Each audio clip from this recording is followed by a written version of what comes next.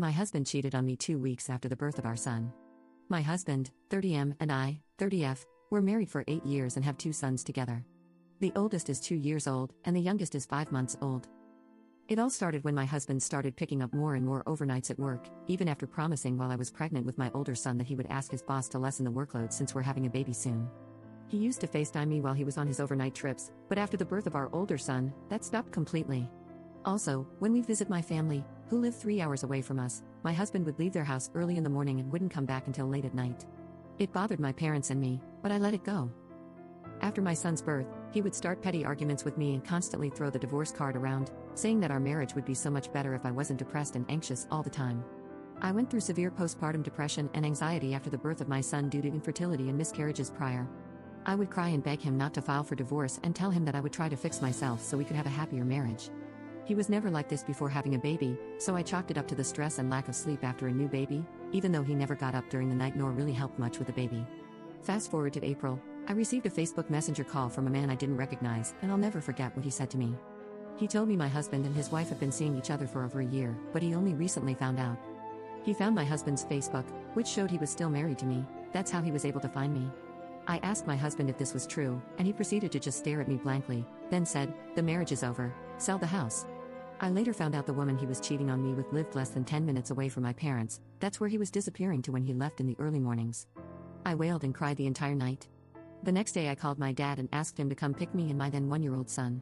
I've been living with my parents ever since. Apparently, my husband and his affair partner were planning to leave each other's spouses and get married.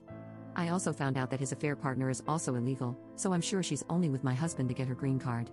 To make matters worse, shortly after leaving my husband, I found out that I was pregnant. Do you know what he said when I told him the news? He wanted me to abort the baby because it would be too expensive. Screw him. I went through with the pregnancy, and I now have an amazing 5-month-old. My husband was not in the delivery room and did not meet him until last week. He also did not ask me about how the pregnancy was going, how our sons were doing, or show any interest in them whatsoever. Back in November, I filed for divorce. I wanted sole custody of the kids since neither of them was ever left in his care for more than an hour, and I wanted 65% of the house. We live in an equitable distribution law state. I purchased the house with all of my savings, and I'm still paying the monthly mortgage even though I haven't been living at the house for more than a year. My husband said if he's forced to pay the mortgage, he will let it go to foreclosure. 1 week after my husband was served the divorce papers, I received an email from my lawyer's office that he's contesting the divorce. What? He's seeking half the house and 50% custody of the kids. He feels that paying $1,255 a month for 2 kids is too much money and that he has his own life to live as well. Meanwhile, he spends thousands of dollars a month on his affair partner. And the kicker? He said he's not sure if the second baby is his, so he's seeking a paternity test. What a joke. We have a court date coming up in a few weeks, and to be honest, I'm so nervous. I do not want my husband getting split custody of the kids. I can't believe this is my life now. I feel hopeless.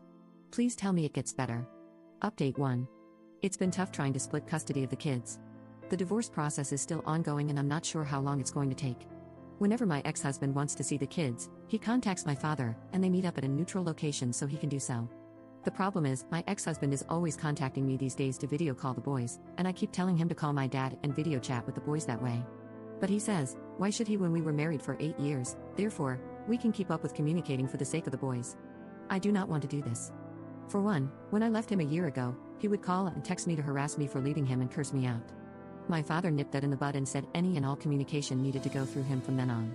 My ex-husband initially wanted me to meet with him to exchange the boys, but again, my father said absolutely not. Of course, I agree with my father as I do not feel comfortable meeting with him alone. Now my ex-husband keeps contacting me and says he will bring it up with his lawyer so that any and all communication needs to be between me and him going forward. They want to present this to the judge to approve. Is it wrong to not want to co-parent with my ex-husband and instead have everything channeled through my father? When I married him 8 years ago, I thought he was a wonderful, pious man who would always be there for his family. How things have changed since then, he is no longer that person, unfortunately. Update 2. Last night, my ex-husband called me, and I foolishly answered, thinking it was regarding our sons. He started making small talk, then eventually shifted to another topic about how our sons needed both parents in their lives, how he loved them so much, and wanted us to be together as a family. You get the picture. So then I told him no, you didn't love the kids. You threatened to quit your job to avoid paying child support, which was for the kids. You didn't meet our 5-month-old son until last month. You only saw our 2-year-old once every 6 weeks for 1 hour. And after our first son was born, you were barely home because you were too busy hooking up with your affair partner. You spent so much time cheating that I was taking care of our older son 100% of the time, alone, while also working full-time. Plus, the affair partner's husband reached out to me a couple of months ago to inform me that both my husband and his wife were very much still together. He went quiet after I said this, and then he mentioned that they weren't together anymore. So this is why he reached out. He was lonely.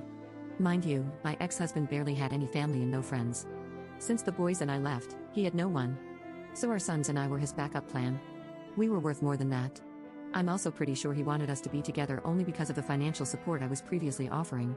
Now that he was paying his own bills, it was too much for him. He just wanted to use me. I told him that if he had really wanted us to be a family, he should have always put us first.